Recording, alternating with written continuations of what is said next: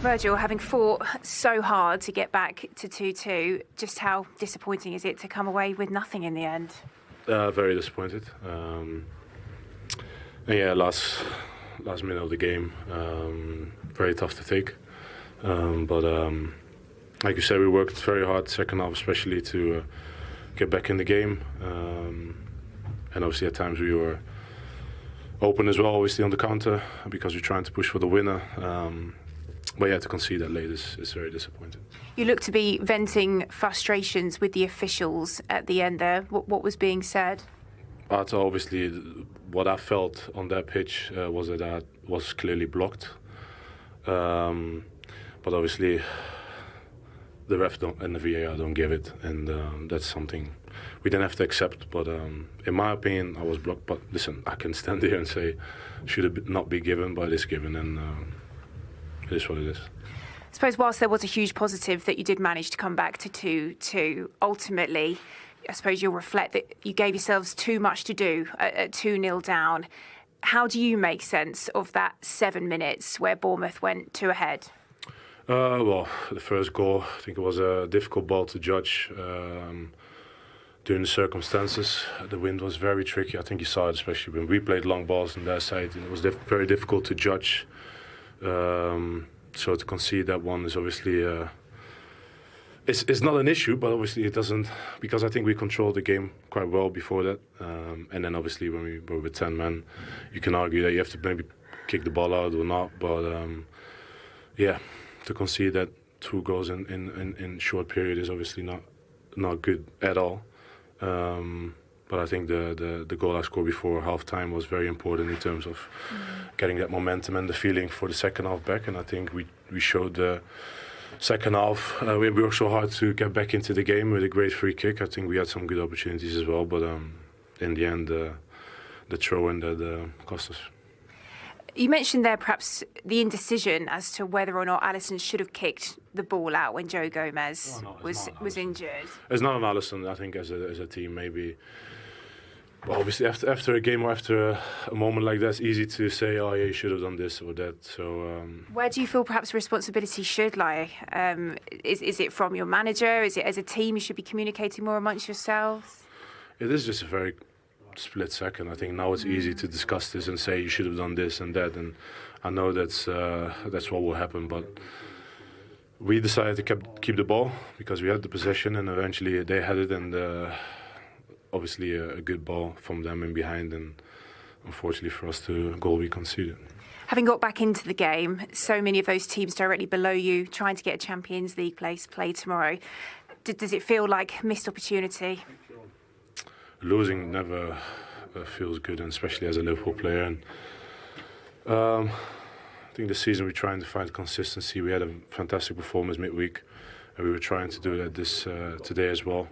Very demanding game, of course, under the circumstances, the intensity that obviously Bournemouth bring anyway. So, yeah, it's a tough one to take. But Wednesday will be another game, and we go home now and, yeah, focus on that one.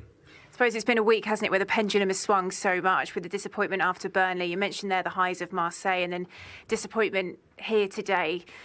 Is it testing you as a group, that sort of togetherness, keeping in the right direction? Well, I don't think there's any question about our togetherness, but the consistency that we're looking for, that's something still need to be found, and that's the reality. I think there was a lot of praise of our performances and a lot of individual praises, and we know how it works. And 3 days later, you lose a game like we did today, and then the other side of the world comes out. So that's something we have to deal with. But we want to perform, we want to win games, and today it didn't happen, unfortunately. Appreciate your time. Thank you. Thank you. Well, Marco, congratulations. Just about the best way to win a football match. How good does that feel? Yeah, to be honest, unbelievable. I think we did a very good first half going to 2-0. And yeah, then they score, they draw the game, and yeah, a late winner is perfect for us. I mean, it must have been such a punch to the gut when you saw Szoboszlai find the back of the net with that free kick. How have you found that winner as a team? No, unbelievable, because we need the win. Everyone below us is getting points, so it is massive for us to win today against a really good side like Liverpool. They were doing amazing, and yeah, it was a good game, and at the end we got the result. It's been such a challenging period for the side. You've had so many injuries. You've lost one of your key men in Antoine Semenyo, but we saw your manager, Antonio Iraola, at the end there, high-fiving all of his backroom staff. Just how much is togetherness playing a part in what this Bournemouth side are doing in their last few games as you find points? Yeah, 100%. The team is staying together, doing the work. Even we have few injuries and are important players for us, and yeah, everything is stepping up and doing their job, and yeah, at the end we got an important result today. You say everyone doing their job. Obviously, you're working mainly defensively, but what a ball that was for the first goal. Yeah, I mean, we were speaking about it in the analysis these few days with Alex and Alex Jimenez about the passes behind, and when I received the ball in that moment, I saw Alex Scott doing the run, and I was like, perfect, okay. We put it there, and then unbelievable pass from him also to score. Recently, you've seen the end of this winless run where so often it's been fine margins, but I suppose that's a couple of games now against Spurs and now this evening against Liverpool, where it's Bournemouth that have managed to find those margins. Does it feel like you're back on track as a team?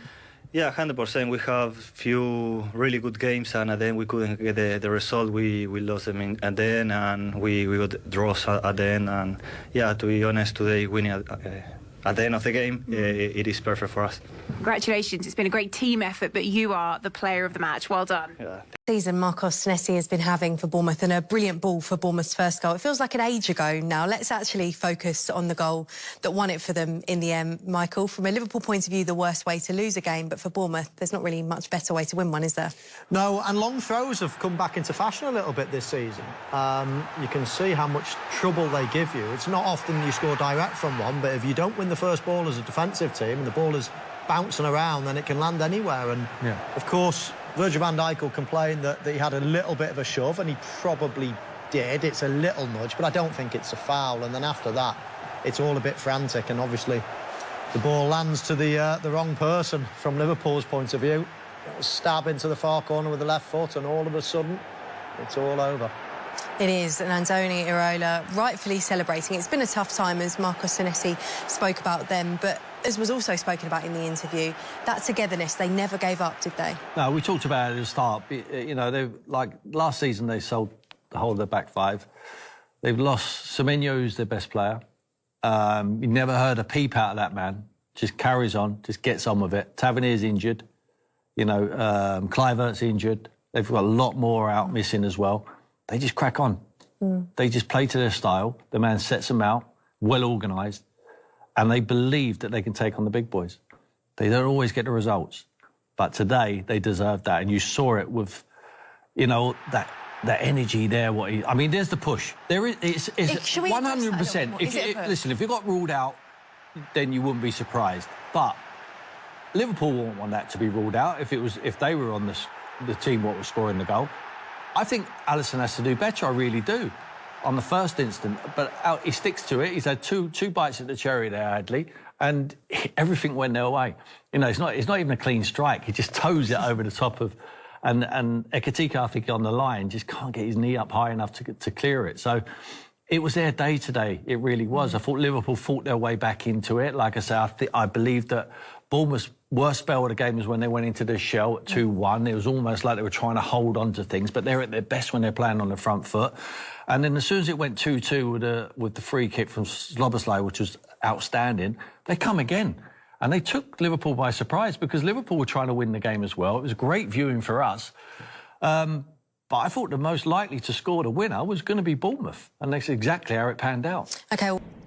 Well, it's a difficult interview for Virgil van Dijk to give. Was struggling to kind of pinpoint exactly where things were going wrong.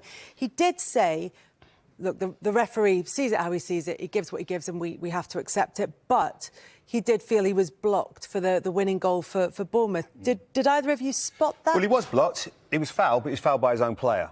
That's the problem. Curtis Jones, Virgil van Dijk, you can just see him here. Virgil van Dijk, Bournemouth are starting to launch balls into the box with his long throwing by Hill. Virgil's in a decent position there. He's got Unal there, and then Senesi is another player that's with Gravenberch. But as that ball then comes in, and it's an incredible throw, you can see he gets it to a long area there. Virgil goes to attack it. But I just want to take it back because I'll show you, if I slow it up, as he goes to win that ball now, you can see there, number 17, Curtis Jones, he just trips over him. Watch Virgil's right foot as he goes to jump. There, he catches his own man, then can't get the header. Then it all becomes about Adley. He's brilliant. Look how alive he is here. Gets the first one in, then he gets the second one. He's the only one that's alive to this situation. You know, you can see it there. He wins that first header. There's no right, he's not a big player, but he's got desire. Then he goes to the next one. Senesi does great. Obviously, it's a huge mess by Alisson there, and somehow he creeps that into the corner. Agonising for Liverpool, but for Bournemouth, pure ecstasy. And you can see it from the players, from Christie and everybody. They're running off. What a moment for them. It was a huge moment for Bournemouth, particularly because they've come into this with one win in their last 14 in all competitions before this game. This is the kind of result that can really drive them on, isn't it? It can certainly kickstart their form, you know, in terms of the belief that they showed from minute 0 to minute 94. This evening, I thought they had that belief, and I think if any team was going to go on and win this game, it was going to be Bournemouth. They had that chance earlier on. Evan Nilsson, you know, just sliced it wide beyond Alisson. That should have hit the back of the net, but they still believed they would get another one, and they got it. And that moment there, I think it epitomises the game. I think Hill had the opportunity to start launching the ball into the box off his long throw-ins, and I think the warning signs were there for Liverpool that something's coming.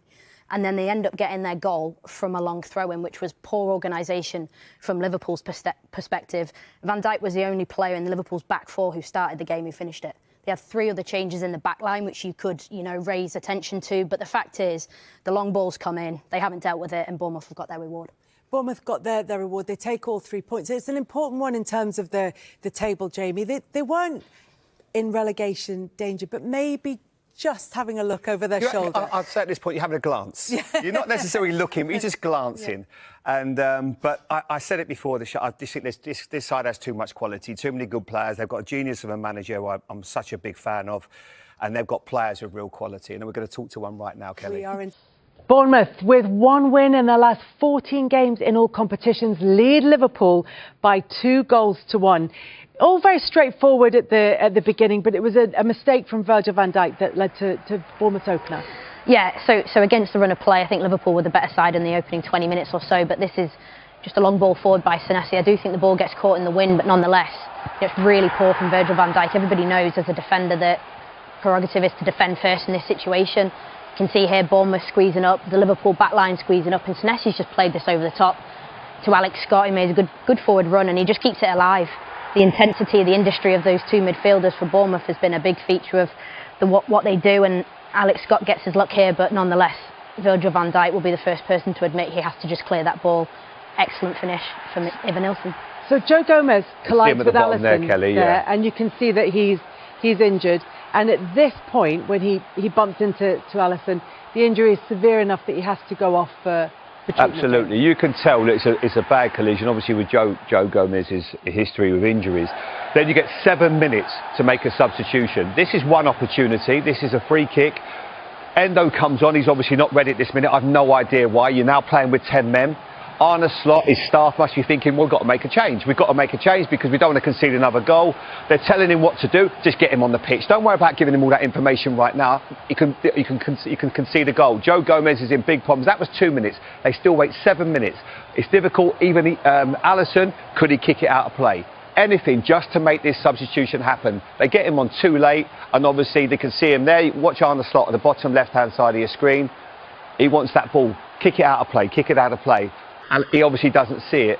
So you're 1-0. They don't get him on in time, and then they concede another goal. It's almost amateurish. That cannot happen. You've got to make the decisions. These are the details that can cost you a game. He wants the ball played out of play. But I think it's got to be a collective. Endo should be ready. The manager should be, and his staff should be saying to him, don't worry about giving him all those fine details. Get him on the pitch. We can tell him when it matters. This is needs must. And then obviously Bournemouth do really well. They create himself a good situation. Hill gets the ball there. You can see good movement with Scott. He pushes onto that final third there. Great pass inside. Kirkez, who gets caught really poorly. Those two have had a really good battle. Jimenez, you can see him. He doesn't see it. Virgil van Dijk keeps him on side number 4. He doesn't anticipate it. Jimenez gets in. He's quick. He's sharp. Goes through the goalkeeper's legs. 2-0 down. Both faults of Liverpool, really. Virgil van Dijk is so... I wouldn't even say it's uncharacteristic at the moment. He's making those errors too readily. But they've got themselves back in this game somehow with a set piece. There's a mismatch with Bournemouth and Liverpool. Bournemouth are a small side. They haven't got really players that can... Senesi and Hill, probably the only two that you'd say 6 foot and above. So from that perspective, that's where Liverpool are going to get success in this match. Hold fire on that for just a second, because we will see that goal from Virgil van Dijk.